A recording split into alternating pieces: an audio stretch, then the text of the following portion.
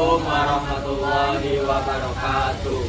Perkenalkan, kami dari kelompok 4 yang beranggotakan saya Masih Dewi dengan ID 1D024 saya Rasulullah Dema dengan ID 1D024 saya Zahra Auliatina Rahmadani dengan ID 1D024 saya Nuraini dengan NIM D1D024098. Saya Fadila Rizky dengan NIM D1 D024064. Saya Edi Syahroni Alvaris dengan NIM D1024047. Saya Rinal Fernando Sirait dengan NIM D1 D024105. Di sini kami akan menjelaskan materi tentang aplikasi turunan fungsi.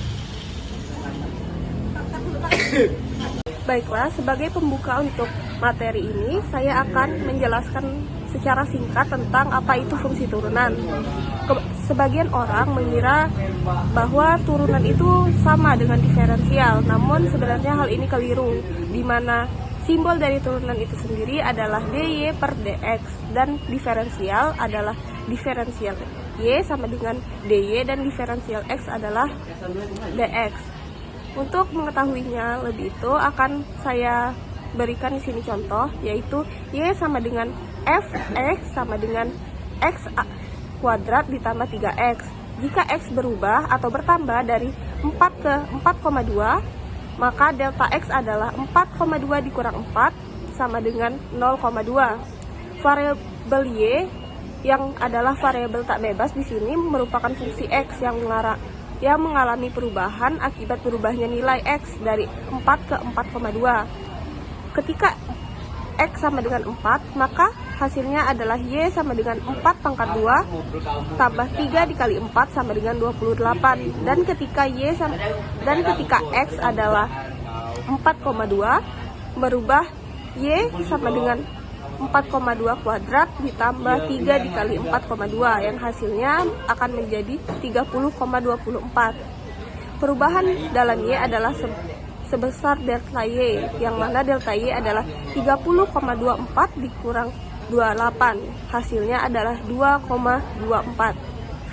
Simbol delta y menyatakan perubahan sebenarnya atau aktual dalam y, dan ia tidak mengandung galat atau kesalahan nilai, sedangkan delta y merupakan alat untuk menghampiri perubahan sebenarnya dalam y. Jadi delta y sama dengan dy, atau bisa kita baca dengan nilai delta y dihampiri oleh y. Untuk ada lagi simbol yang lebih panjang di bawahnya, yaitu seperti dy per dx sama dengan fx aksen, atau jika dan hanya jika dy sama dengan fx aksen sama dengan dx. Dari contoh di atas, y sama dengan fx sama dengan x kuadrat tambah 3x. Ketika x mengalami perubahan dari 4 ke 4,2, maka perubahan dalam x adalah delta x, yaitu dx sama dengan 0,2. Karena x adalah 4 dan fx aksen adalah 2x dikurang 3, maka dy sama dengan fx aksen dikali dx. dy sama dengan 2x tambah 3 dikali 0,2 sama dengan 2 kali 4 tambah 3 dikali 0,2, maka hasilnya akan menjadi 2,2. Coba bandingkan nilai hampiran dy sama dengan 2,2 dengan nilai perubahan sebenarnya, yaitu delta y sama dengan 2,24. Ini adalah sebuah perbedaan yang cukup baik. Hampiran dy bagi delta y akan bekerja dengan baik ketika perubahan delta x dan dy cukup kecil dan juga tergantung pada bentuk fungsi fx-nya. Tapi ketika dx besar, maka nilai hampiran dy akan meleset cukup jauh dari nilai delta y yang sebenarnya. Sekian dari saya. Untuk lebih jelasnya, ada pula contoh soalnya, yaitu dengan menggunakan kawat sepanjang 200 kaki, Alexandra akan membangun kebun persegi panjang yang terdiri atas 3 sisi dengan sisi keempat berupa dinding rumahnya. Berapakah dimensi kebun yang akan menghasilkan luas yang semaksimal mungkin? Kita masuk ke penyelesaiannya ya. Yang pertama-tama kita mendefinisikan X merupakan panjang sisi kebun yang tegak lurus terhadap rumah, dan Y merupakan panjang sisi kebun yang sejajar dengan rumah. Diketahui panjang seluruh kawat pagar adalah 200 kaki, maka 2X tambah Y sama dengan 200, itu kepersamaan 1. Terus juga luas kebun persegi panjang tersebut ialah A sama dengan XY ke persamaan 2. Dengan menyelesaikan persamaan 1 untuk Y dalam suku-suku X, Y sama dengan 200 kurang 2X ke persamaan 3. Dengan mensubstitusikan persamaan 3 ke persamaan 2, A sama dengan X dalam kurung 200 dikurang 2X, yang terdefinisikan dalam selang X kurang lebih dari sama dengan 0 dan X kurang dari sama dengan 100. Dengan data yang diketahui ini, kita mencari nilai maksimum A sama dengan F aksen X sama dengan X dalam kurung 200 dikurang 2X untuk X dalam selang 0 dan 100. Dalam hal ini, A sama dengan F aksen X sama dengan 200X dikurang 2X kuadrat. Kita ambil turunan A sama dengan F aksen X sama dengan 200 kurang 4X. 200 dikurang 4X sama dengan 0. Dengan menetapkan F aksen X sama dengan 0, jika dan hanya jika 4X sama dengan 200, X sama dengan 50 kaki. Dengan mensubstitusikan nilai ini ke dalam persamaan 3, Y sama dengan 200 dikurang 2 dikali 50 sama dengan 200 dikurang 100 sama dengan 100 kaki. Dengan demikian, dimensi kebun yang menghasilkan luas semaksimal mungkin ialah X sama dengan 50 kaki dan Y sama dengan 100 kaki. Nah, lalu kita masuk ke contoh yang ketiga, yaitu pada sebuah soal. Sebuah kawat lurus yang panjangnya AB 80 cm ditekuk atau dibengkokkan siku-siku hingga membentuk huruf L. Tentukan pada jarak berapa dari salah satu ujungnya kawat itu ditekuk agar diperoleh jarak terpendek antara kedua ujung kawat itu. Pada gambar ini ada segitiga, yaitu titik tekuknya di bagian tengah dan LX di bagian depan dan di bagian belakangnya ada 80 min X. Lalu kita akan menjawab pada soal ini. Misalkan X menyatakan jarak titik tekuk dari ujung A, maka jarak titik tekuk ke ujung B adalah 80 min X. Jarak ujung A dan B dihitung dengan dalil Pythagoras. Jika L menyatakan jarak A dan B, maka L adalah fungsi X di mana Lx sama dengan akar X kuadrat ditambah buka kurung 80 dikurang X kuadrat. Jika dan hanya jika Lx sama dengan buka kurung 2X kuadrat dikurang 160X ditambah 6400 akar setengah. Dan tugas kita adalah menentukan nilai X yang akan meminimumkan panjang Lx dengan memanfaatkan turunan Lx aksen sama dengan 0. Maka kita peroleh sebagai gambar berikut. Lx aksen sama dengan buka kurung setengah, buka kurung 2X kuadrat dikurang 160X ditambah 6400 setengah min X dikali buka kurung 4X dikurang 160 tutup kurung. Lalu di bawahnya Lx aksen sama dengan buka kurung setengah, buka kurung 2X kuadrat dikurang 160X ditambah 6400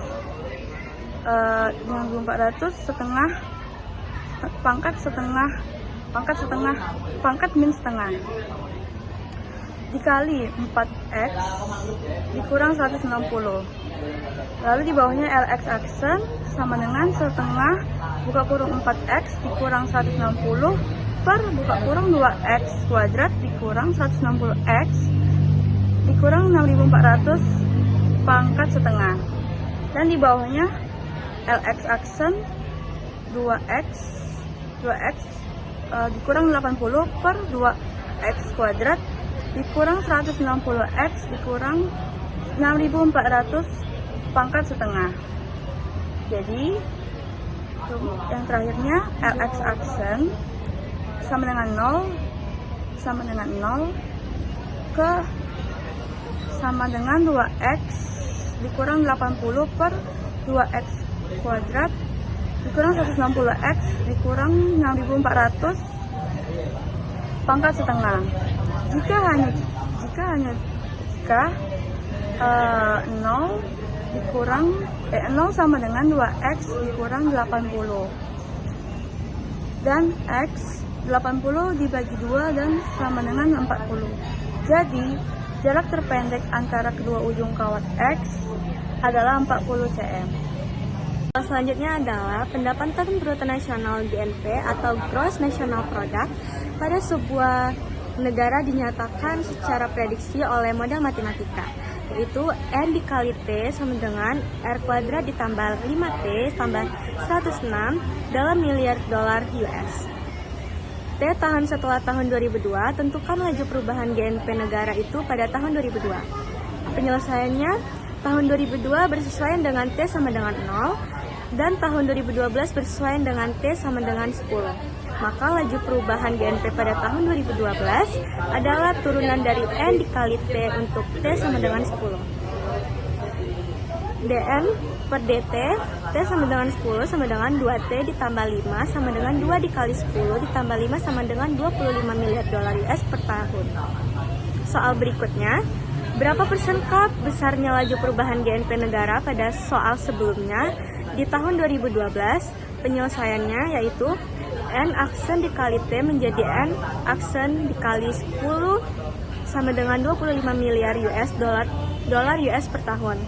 N dikali T menjadi N dikali 10 sama dengan 10 kuadrat ditambah 5 dikali 10 ditambah 106 sama dengan 256 miliar dolar US. Persentase laju perubahan GNP di tahun 2012 adalah N aksen dikali T per N dikali T kali 100% sama dengan 25 per 256 dikali 100% sama dengan 9,77% per tahun. Soal selanjutnya, diperkirakan bahwa X bulan dari sekarang, jumlah populasi penduduk suatu kota kecil dapat diprediksi dengan persamaan P dikali X sama dengan X kuadrat ditambah 20X tambah 8.000. A. Tentukan laju pertumbuhan penduduk 15 bulan dari sekarang. B. Tentukan pertumbuhan rata-rata jumlah penduduk selama 15 bulan dari sekarang. Dan C. Tentukan banyaknya pertumbuhan penduduk antara bulan ke-15 hingga bulan ke-16. Penyelesaian A. Laju pertumbuhan penduduk 15 bulan dari sekarang yaitu dP per dx, X sama dengan 15 sama dengan 2X ditambah 20 sama dengan 2 dikali 15 tambah 20 sama dengan 50 orang per bulan.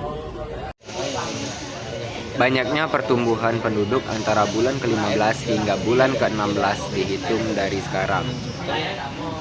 Nilai P16 kurang P15 sama dengan 8.576 dikurang 8.525 sama dengan 51 orang. Dari bulan ke-15 hingga bulan ke-16, penduduk kota itu bertambah sebanyak 51 orang. Contoh selanjutnya, sebuah perusahaan manufaktur memperkirakan bahwa biaya C yang harus dikeluarkan dalam jumlah rupiah untuk memproduksi X unit barang tertentu dapat dinyatakan oleh fungsi C X sama dengan 0 X kuadrat tambah 8X tambah 40 banding 0 kecil sama dengan X kecil sama dengan 40. A. Tentukanlah biaya produksi rata-rata per unit untuk memproduksi barang antara 5 hingga 10 unit. B. Tentukan laju perubahan sesaat dari biaya produksi per unit ketika perusahaan itu memproduksi tepat sebanyak 5 unit barang.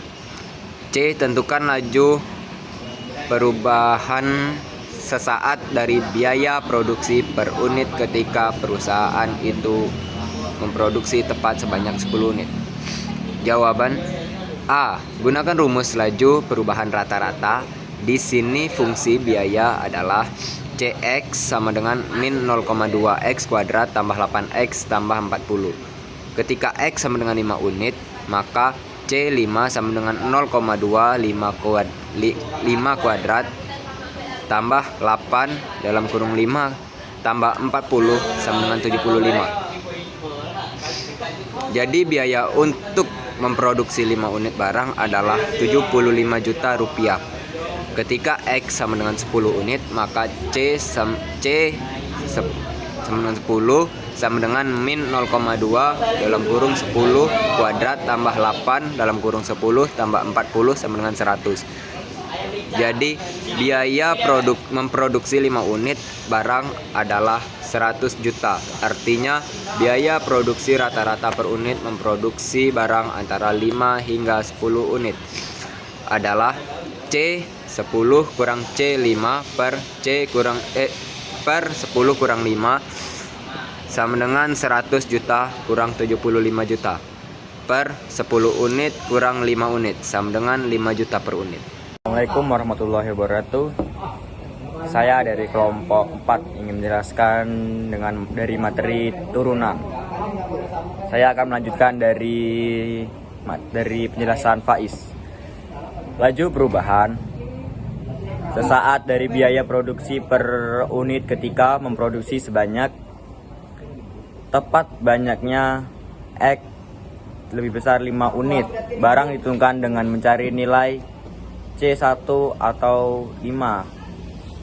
Hasilnya adalah 6 juta per unit. Artinya ketika perusahaan itu memproduksi 5 unit barang, maka biayanya meningkat dengan laju 6 juta rupiah per unit. C. Laju perubahan saat dari biaya produksi per unit ketika perusahaan itu memproduksi tepat sebanyak 10 barang. Di sini teknik perhitungan sama saja dengan jawaban B. Jadi C dalam kurung X sama dengan min 0,4 X plus tambah 8 lebih besar C1 dalam kurung 10. Hasilnya adalah 4 juta rupiah per unit. Artinya ketika perusahaan itu memproduksi 10 barang, maka biaya meningkat dengan laju 4 juta rupiah per unit. Dengan membandingkan jawaban B dan C, kita melihat bahwa biaya produksi barang per unit akan semakin menurun ketika banyaknya jumlah unit barang yang diproduksi semakin besar. Laju perubahan fungsi biaya seperti soal ini dinamakan biaya marginal, yaitu biaya untuk memproduksi secara tambahan satu satuan barang. Soal 13. Sebuah perusahaan ingin meningkatkan unit penjualan produk dengan cara mengeluarkan biaya tertentu untuk pemasangan iklan atau promosi. Misalkan bahwa model matematika berikut ini menyatakan pengaruh biaya iklan atau dalam juta rupiah terhadap banyaknya unit produksi yang terjual. N dalam kurung A sama dengan 3000 tambah 600 A lebih besar 1, di mana NA banyaknya produksi yang terjual, A jumlah biaya yang dikeluarkan untuk iklan atau dalam juta rupiah, A berapa banyak produk yang terjual setelah perusahaan itu mengeluarkan dana 100, B tentukan N1 dalam kurung A dan N dalam kurung 100. Jawab, untuk A 100 sama dengan 100, maka banyaknya unit produk yang terjual adalah NA sama dengan 3000 tambah 600 lebih besar N dalam kurung 100 sama dengan 3000 tambah 600 in 100 sama dengan 5763 atau 5.763 unit dibulatkan. Jadi diprediksi bahwa produk akan terjual sebanyak 5.763 unit. Manakala biaya iklan yang dikeluarkan sebanyak 100 juta. Cukup sekian, terima kasih. Lim ini tergolong bentuk lim X menuju tak hingga Fx per Gx yang memiliki sifat bahwa pembilang dan penyebut menuju tak hingga. Bentuk tersebut dinamakan bentuk tak tertentu dari jenis tak hingga per tak hingga. Ternyata bahwa aturan L'Hopital juga berbentuk dalam hal ini. Berikut yang terdapat angka rumit. Ada suatu cara yang meyakinkan kita bahwa hasilnya memang benar. F dalam kurung T dan G dalam kurung T menunjukkan kedudukan dua kendaraan pada sumbu T pada saat T. Kedua kendaraan itu yang kita sebut kendaraan negatif F dan kendaraan negatif G. Sedangkan dalam perjalanan tanpa akhir dengan laju masing-masing F absen dalam kurung T dan G absen dalam kurung T. Andaikan bahwa lim F absen T L menuju tak hingga G absen T sama dengan L. Ini berarti bahwa pada suatu saat tertentu laju kendaraan negatif F menjadi L. Kali laju kendaraan negatif G, jadi masuklah akal mengatakan bahwa pada suatu saat kendaraan negatif F akan menempuh jarak L kali lebih jauh.